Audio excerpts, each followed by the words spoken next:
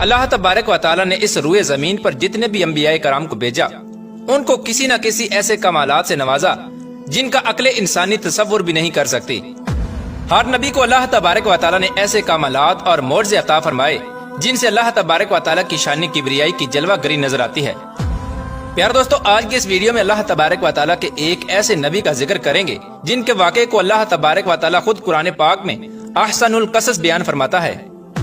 پیارے دوستو، حضرت یوسف علیہ السلام کو اللہ تبارک و تعالی نے ایسا حسن عطا فرمایا تھا کہ جو کوئی بھی آپ کو دیکھتا وہ آپ کا دیوانہ ہو جاتا۔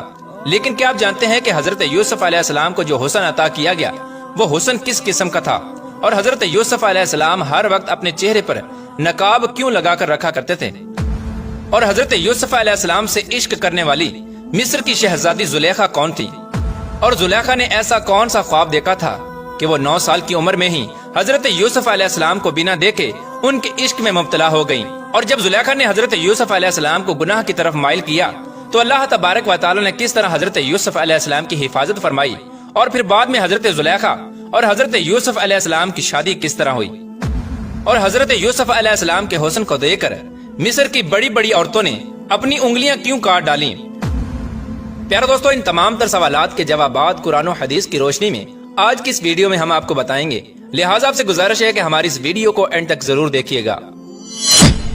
حضرت یوسف علیہ السلام حضرت یعقوب علیہ السلام کے بیٹے ہیں، اور حضرت اسحاق علیہ السلام کے پوتے اور حضرت ابراہیم علیہ السلام کے پرپوتے ہیں۔ حضرت یعقوب علیہ السلام نے 4 شادیاں فرمائیں جن میں سے 12 بیٹے پیدا ہوئے۔ 6 بیٹے آپ کی پہلی شادی میں سے تھے اور 2 بیٹے باقی 3 شادیوں میں سے ہوئے۔ حضرت یوسف علیہ السلام حضرت یعقوب علیہ السلام کی دوسری شادی میں سے پیدا ہوئے۔ حضرت یوسف علیہ السلام کی والدہ کا نام راحیل تھا۔ حضرت راحیل میں سے 2 بیٹے پیدا ہوئے، حضرت یوسف علیہ السلام اور حضرت بنیامین علیہ السلام۔ پیارے دوستو، حضرت یعقوب علیہ السلام اپنے دوسرے بیٹوں کی نسبت حضرت یوسف علیہ السلام سے زیادہ محبت کیا کرتے تھے۔ یہی وجہ تھی کہ حضرت یوسف علیہ السلام کے بھائی حضرت یوسف علیہ السلام سے حسد اور بغض رکھا کرتے تھے۔ حضرت یعقوب علیہ السلام حضرت یوسف علیہ السلام سے 2 وجہ سے زیادہ محبت کیا کرتے تھے۔ نمبر 1، جب حضرت یوسف علیہ السلام پیدا ہوئے تو بچپن ہی سے آپ کی پیشانی مبارک سے نبوت کے آثار نمایاں نظر آتے تھے، اور دوسری وجہ یہ تھی کہ بچپن ہی میں حضرت یوسف علیہ السلام کی والدہ کا انتقال ہو گیا تھا۔ اسی وجہ سے حضرت یعقوب علیہ السلام حضرت یوسف علیہ السلام سے زیادہ محبت کیا کرتے تھے۔ پیارے دوستو، اب بات کرتے ہیں کہ زلیخا کون تھی، اور یہ کس طرح حضرت یوسف علیہ السلام کے عشق کے اندر مبتلا ہوئی، اور کس طرح اس نے حضرت یوسف علیہ السلام کو گناہ کی طرف مائل کیا، اور پھر بعد میں اللہ تبارک و تعالی نے اس کو بڑھاپے سے جوانی کیسے عطا فرمائی، اور حضرت یوسف علیہ السلام سے اس کا نکاح کس طرح ہوا۔ پیارے دوستو، راحیل عورت جو کہ تاریخ کی کتابوں میں زلیخا کے نام سے مشہور ہوئی، وہ تیموس بادشاہ کی اولاد میں سے تھی، اور یہ انتہائی خوبصورت شہزادی تھی۔ حضرت علامہ ابن کثیر لکھتے ہیں کہ 9 سال کی عمر میں زلیخا نے حضرت یوسف علیہ السلام کو خواب میں دیکھا، اور وہ اسی وقت آپ کا دیدار کر کے آپ کے حسن کی دیوانی ہو گئیں۔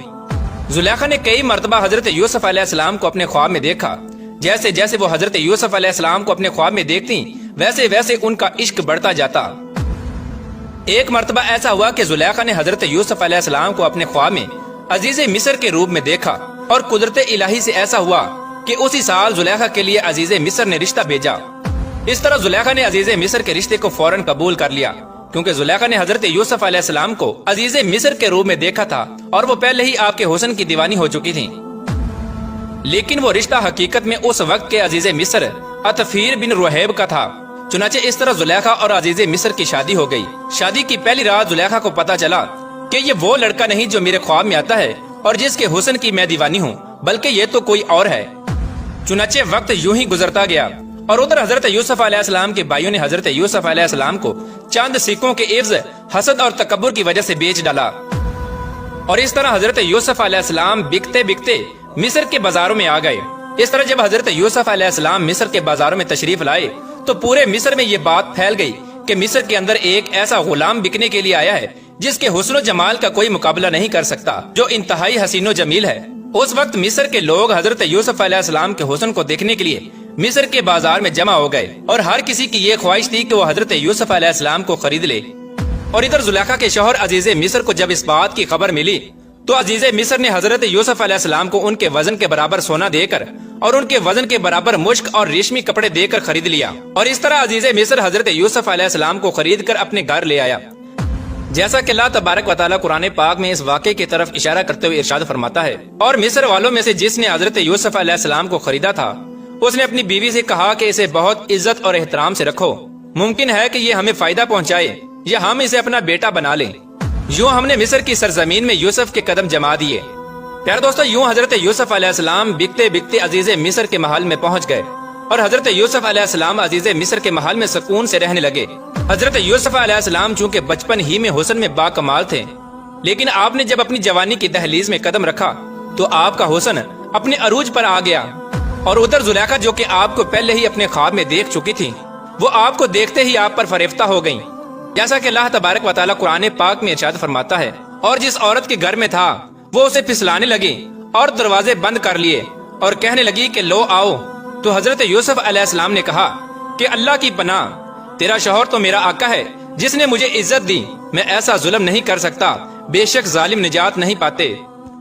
प्यारे दोस्तों, जुलेखा जो कि बचपन ही से हजरत यूसुफ अलैहिस्सलाम को अपने ख्वाब में देखती आ रही थी, जब उसने हजरत यूसुफ अलैहिस्सलाम को अपने सामने पाया तो अपनी ख्वाहिश पूरी करना चाही और अपने महल के कमरों में बंद करके हजरत यूसुफ अलैहिस्सलाम को गुनाह की दावत देने लगी।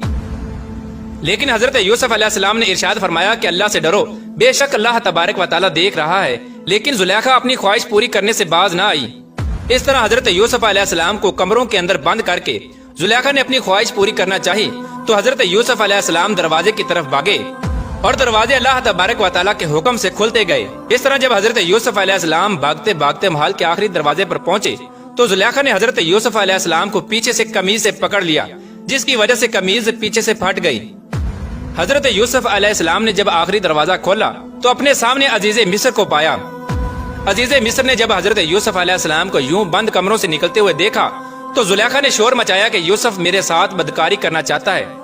और जुलेखा अपने शौहर अजीजे मिस्र से बोली, जो शख्स तेरी बीवी के साथ बुरा इरादा करे तो बस उसकी सजा यही है कि उसको कैद कर दिया जाए और उसे दर्दनाक सजा दी जाए।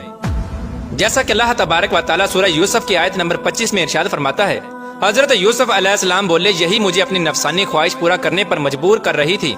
उस वक्त अजीज मिस्र ने हजरत यूसुफ अलैहिस्सलाम से पूछा कि तुम्हारे पास क्या सबूत है।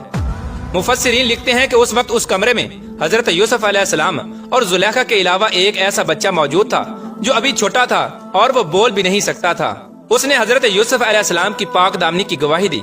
उस बच्चे ने कहा कि अगर हजरत यूसुफ अलैहिस्सलाम की कमीज आगे से फटी हुई है तो इसका मतलब है कि हजरत यूसुफ अलैहिस्सलाम गुनाहगार हैं, और अगर हजरत यूसुफ अलैहिस्सलाम की कमीज पीछे से फटी हुई है तो जुलेखा गुनाहगार है। इस तरह उस बच्चे ने अल्लाह तबारक व तआला के हुक्म से बोलकर हजरत यूसुफ अलैहिस्सलाम की पाक दामनी की गवाही दी, जिस तरह के अल्लाह तबारक व तआला सूरह यूसुफ की आयत नंबर 26 में इरशाद फरमाता है, औरत के घर वालों में से एक गवाह ने गवाही दी कि अगर इसका कुर्ता आगे से फटा हुआ है तो औरत सच्ची है और वो झूठा है, और अगर इसका कुर्ता पीछे से फटा हुआ है तो औरत झूठी है और वो सच्चा है। इस तरह जब अजीजे मिस्र ने हजरत यूसुफ अलैहिस्सलाम की कमीज को देखा तो वो पीछे से फटी हुई थी। उस वक्त अजीजे मिस्र ने जुलेखा से कहा कि ये तुम्हारा फरेब है और कुछ शक नहीं कि तुम औरतों के फरेब बहुत बड़े होते हैं। फिर अजीजे मिस्र ने कहा कि यूसुफ इस बात का ख्याल न कर और जुलेखा तू अपने गुनाह की बख्शिश मांग, बेशक खता तेरी है। प्यारे दोस्तों, जुलेखा का हजरत यूसुफ अलैहिस्सलाम को गुनाह की दावत देने का ये वाकया पूरे मिस्र में मशहूर हो गया और पूरे मिस्र की औरतें जुलेखा को लान तान करने लगी कि अपने गुलाम के साथ इश्क के अंदर मुब्तला हो गई है और अपने गुलाम के साथ इश्क कर बैठी है। इस तरह मिस्र की तमाम औरतों ने मिस्र के अंदर ये चर्चा करना शुरू कर दिया कि अजीजे मिस्र की बीवी अपने गुलाम को चाहती है और उसकी मोहब्बत के अंदर फरेफ्ता है।